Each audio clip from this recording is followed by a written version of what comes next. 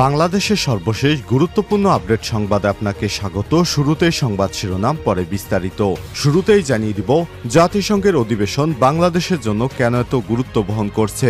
New ইয়র্কের জাতিসংঘ সদর দপ্তরে প্রতিবছর সেপ্টেম্বর মাসে সংস্থাটির সদস্য সব দেশের নেতারা বৈঠকে বসেন, বিভিন্ন বৈশ্বিক সমস্যা নিয়ে আলোচনা করেন। বিভিন্ন গুরুত্বপূর্ণ প্রসঙ্গে জাতিসংঘের 193 সদস্য বিশিষ্ট দেশগুলির মধ্যে ভোটাভুটি হয়। এবার প্রথমবারের মতো ডক্টর মোহাম্মদ ইউনূস অন্তর্বর্তীকালীন সরকারের দায়িত্ব নেয়ার পর জাতিসংঘের অধিবেশনে যোগ দিচ্ছেন।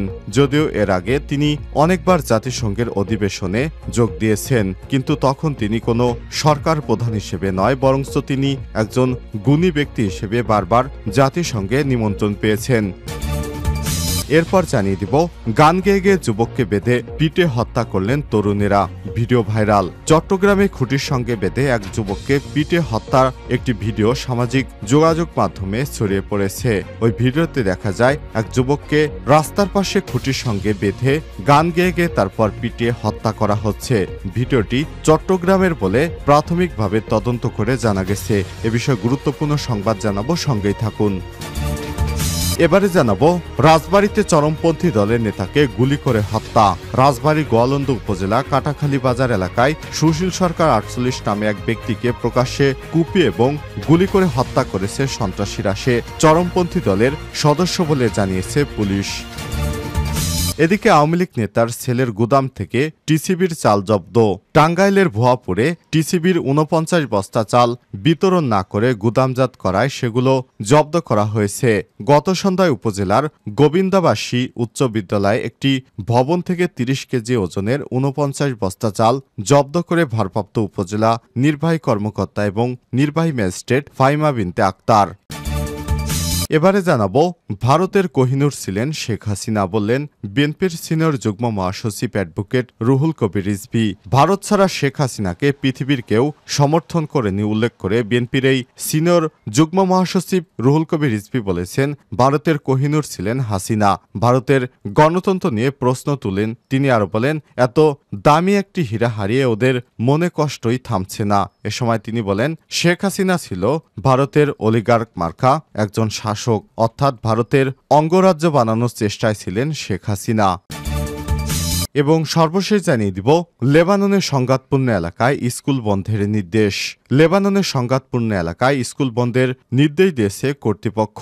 দেশটির শিক্ষা এবং উচ্চশিক্ষা মন্ত্রণালয়ের মিডিয়া অফিস ঘোষণা করেছে, সম্প্রতি যুদ্ধে ক্ষতিগ্রস্ত এলাকায় সব শিক্ষা প্রতিষ্ঠানকে বন্ধ রাখতে নির্দেশনা দেওয়া হয়েছে। লেবাননের ন্যাশনাল নিউজ এজেন্সি এনএনএর বরাতে আল জাজিরা আজ এই খবর জানিয়েছে।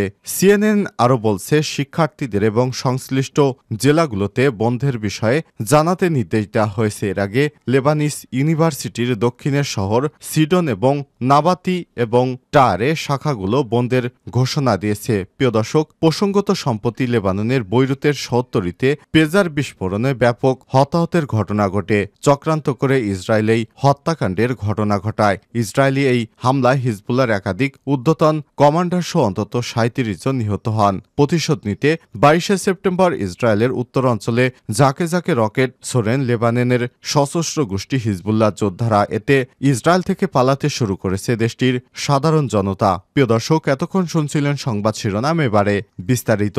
তবে তার আগে বন্ধুরা, অনুরোধ থাকবে এই সংবাদটিতে একটি লাইক দিন। এই চ্যানেলে আপনি নতুন হয়ে থাকলে আমাদের সংবাদটি দেখতে দেখতে চ্যানেলটি সাবস্ক্রাইব করে রাখুন। কমেন্ট করে আপনার মূল্যবান মতামত জানিয়ে দিন বন্ধুরা, আপনি বিশ্বের কোন দেশ থেকে বা বাংলাদেশের কোন স্থান থেকে আমাদের সংবাদটি দেখছেন এবং শুনছেন। এবারে বিস্তারিত। জাতিসংঘের অধিবেশনে বাংলাদেশের জন্য এত গুরুত্ব বহন করে কেন? নিউ ইয়র্কের জাতিসংঘ সদর দপ্তরে প্রতিবছর সেপ্টেম্বর মাসে সংস্থাটির সদস্য সব দেশের নেতারা বৈঠকে বসেন, বিভিন্ন বৈশ্বিক সমস্যা সমাধান নিয়ে আলোচনা করেন। বিভিন্ন গুরুত্বপূর্ণ প্রসঙ্গ টেনে জাতিসংঘের 193 সদস্য বিশিষ্ট দেশগুলোর মধ্যে ভোটাভুটি হয়। মানবাধিকার, গণতন্ত্র ইস্যুতে আওয়ামী লীগ সরকারের সময় যুক্তরাষ্ট্র, ইউরোপীয় ইউনিয়ন সহ পশ্চিমা অনেক দেশের সঙ্গে বাংলাদেশের এক প্রকার টানাপোড়েন তৈরি হয়েছিল। মানবাধিকার সংস্থাগুলো বাংলাদেশের পরিস্থিতি পরিস্থিতির কড়া সমালোচনা করে আসছিল। গত 5 আগস্ট গণঅভ্যুত্থানের মুখে শেখ হাসিনা ভারতে পালিয়ে যায়। ছাত্র জনতার সমন্বয়ে নতুন অন্তর্বর্তীকালীন সরকার গঠনের পর বাংলাদেশ এবার জাতিসংঘের অধিবেশনে যোগ দিচ্ছে। বাংলাদেশের ভাবমূর্তি পুনরুদ্ধার, পশ্চিমা দেশগুলোর সঙ্গে সম্পর্ক উন্নয়ন, অর্থনৈতিক সংকট এবং বিদেশি সহায়তা ও বিনিয়োগ আনতে এবারের সম্মেলনটিকে কাজে লাগানো হতে পারে। এবার সম্মেলনে যোগ দিচ্ছেন বাংলাদেশের অত্যন্ত সুনামধন্য অন্তর্বর্তীকালীন উপদেষ্টা প্রফেসর নোবেল বিজয়ী অর্থনীতিবিদ ডক্টর মোহাম্মদ ইউনূস। মঙ্গলবার যুক্তরাষ্ট্রের নিউ ইয়র্কে যাচ্ছেন জাতিসংঘের সাধারণ পরিষদ অধিবেশনে যোগ দিতে। আগামী শুক্রবার জাতিসংঘের ৭৯তম অধিবেশনে তার ভাষণ দেওয়ার কথা রয়েছে।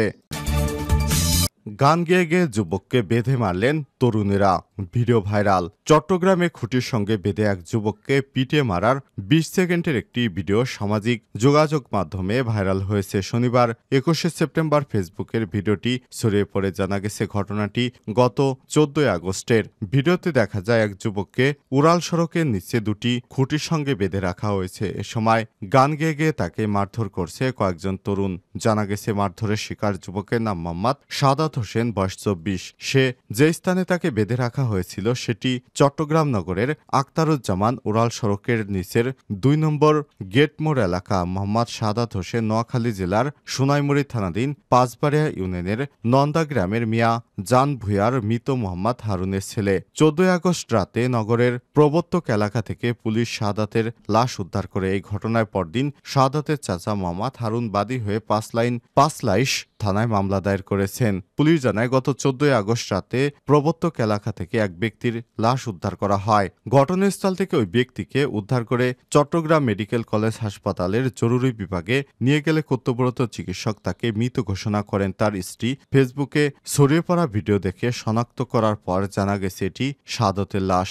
এজাহারে সাদতের চাচা মোহাম্মদ হারুন উল্লেখ করেছেন, ১৩ আগস্ট দুপুর ২টার দিকে কর্মস্থলের উদ্দেশ্যে বাসা থেকে বের হন সাদত। সন্ধ্যা ৭টার দিকে ফোন করলে কিছুক্ষণের মধ্যে বাসায় চলে আসবেন বলে তার স্ত্রীকে জানায় সাদত। রাত গভীর হলে স্বামীর বাসায় ফিরে না আসায় খোঁজাখুঁজি করেন শারমিন। এ সময় সাদাতের মুঠোফোনটিও বন্ধ পাওয়া যায়। ১৪ আগস্ট রাত ৯:৩০টার দিকে ফেসবুকে বাদী দেখতে পান নগরের সামিয়া রাদিয়াল্লাহু তাআলা মাজারের বিপরীত সড়কের পাশে তার ভাতিজা সাদাত হোসেনের মরদেহ পড়ে আছে। পরে চট্টগ্রাম মেডিকেল কলেজ হাসপাতালে নিয়ে গেলে পুলিশের উপস্থিতিতে সাদাতের লাশ শনাক্ত করে তার স্ত্রী শারমিন আক্তার ও বাদী পাঁচলাইশ থানার ওসি মোহাম্মদ সুলাইমান বলেন, ভিডিও ছড়িয়ে পড়ার পর সাদাতের স্ত্রী মারধরের শিকার ব্যক্তি এবং তার স্বামী বলে নিশ্চিত করেছে। যারা মারধর করছেন তাদেরকে শনাক্তের চেষ্টা চলছে। রাজবাড়ীতে চরমপন্থী দলের নেতাকে গুলি করে হত্যা।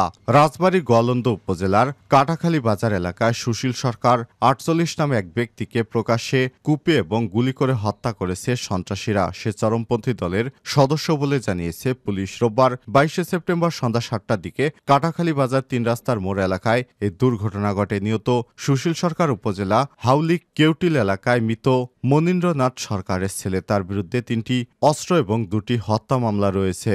নিহতের ছোট ভাই সুনীল সরকার জানিয়েছেন, আমি জামতলা থেকে যাওয়ার সময় প্রতিমধ্যে সবাই আমাকে জানায় আমার ভাইকে আক্রমণ করা হচ্ছে। আমি দ্রুত ঘটনাস্থলে গেলে কাটাখালী মোড়ের ইমদাদুলের চায়ের দোকানের পাশে তাকে গুরুতর আহত অবস্থায় পড়ে থাকতে দেখি। অতি দ্রুত তাকে রিকশায় তুলে হাসপাতালে নিয়ে আসলে চিকিৎসক তাকে মৃত ঘোষণা করেন। আওয়ামী লীগ নেতার ছেলের গুদাম থেকে টিসিবির চাল জব্দ। টাঙ্গাইলের ভুয়াপুর টিসিবির ৪৯ বস্তা চাল বিতরণ না করে গুদামজাত করার অভিযোগে সেগুলো জব্দ করা হয়েছে। শনিবার ২১শে সেপ্টেম্বর রাতে উপজেলার গোবিন্দাসী উচ্চ বিদ্যালয়ে একটি ভবন থেকে ৩০ কেজি ওজনের ৪৯ বস্তা চাল জব্দ করেছেন ভারপ্রাপ্ত উপজেলা নির্বাহী কর্মকর্তা ও নির্বাহী ম্যাজিস্ট্রেট ফাহিমা বিনতে আক্তার। পরে ডিলারের বিরুদ্ধে ব্যবস্থা গ্রহণ করে জব্দ হওয়া চালের বস্তাগুলো অন্য এক ব্যবসায়ীর অধীনে রাখা হয়েছে। জানা গেছে গত শনিবার উপজেলার গোবিন্দবাসী উচ্চ বিদ্যালয় মাঠে ট্রেডিং কর্পোরেশন অব বাংলাদেশ টিসিবির কার্ডধারীদের মাঝে পণ্য বিতরণ করা হয়। এতে কার্ডধারীরা তেল, চাল, ডাল নিলেও চাল পায়নি। নিয়ম অনুযায়ী ডিলার পণ্য বিক্রি করতে না পারলে সেগুলো আবার উপজেলা নির্বাহী কর্মকর্তাকে অবহিত করে তার কাছে অবিকৃত পণ্য বুঝিয়ে দিবে। কিন্তু টিসিবির ডিলার কার্যক্রম ফাঁকি দিয়ে তিনি একজনের কাছেই এই চালগুলো বিক্রি করে দিয়েছেন। এরপর খবর পেয়ে ডিলার বরাদ্দ পাওয়া চালের মধ্যে অর্ধেক চাল সরিয়ে নিতে পারলেও ৪৯ বস্তা চাল সরাতে পারেনি। পরে ভারপ্রাপ্ত উপজেলা নির্বাহী কর্মকর্তা ও নির্বাহী ম্যাজিস্ট্রেট ফাহিমা বিনতে আক্তার চালগুলো জব্দ করে ওই ডিলারের সহকারী হেফাজতে রাখার নির্দেশ দেয়। এর আগে একটি গোয়েন্দা সংস্থা চাল গুদামজাত বিক্রির বিষয়ে ভারপ্রাপ্ত ইউএনওকে অবহিত করেন।